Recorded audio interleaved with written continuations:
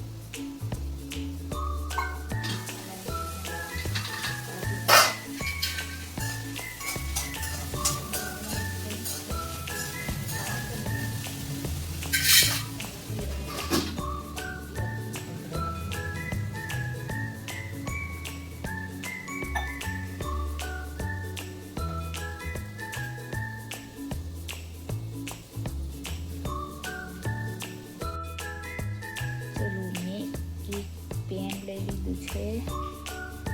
પેનની અંદર તેલ નાખી દીધું છે થોડું, 1-1.5 ચમચી જેટલું. હવે એમાં આપણે નાખીશું સૌથી પહેલાં રાઈ.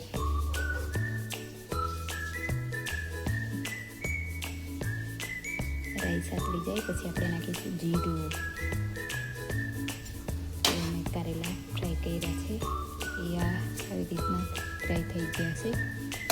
અને અમે લસણ લીલા મરચાંની પેસ્ટ કૂટી લીધી છે અને અહીંયા આગળ એક ડુંગળી સમારી લીધી છે. હવે આપણે રાઈ સાતળી ગઈ. હવે આપણે નાખીશું જીરું.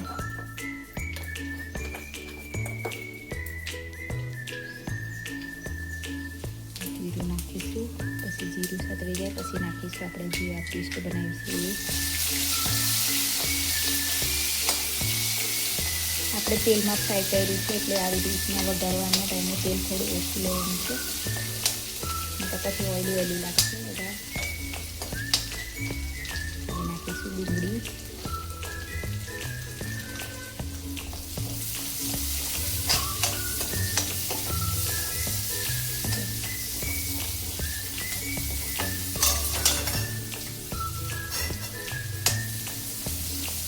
હવે નાખીશું જે ફ્રાય કર્યું છે એ.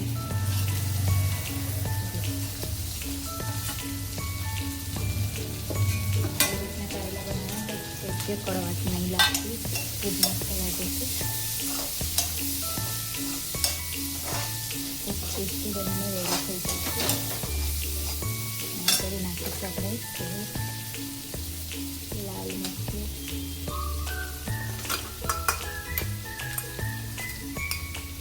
થોડો મસાલો થોડો છે તમે નાખી દીધો છે.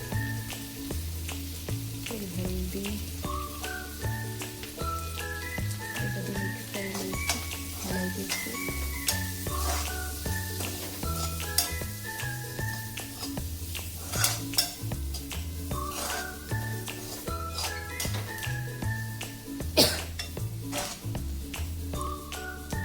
હવે શેકાઈ દઈશું મસાલો થોડી વાર ઢાંકીને.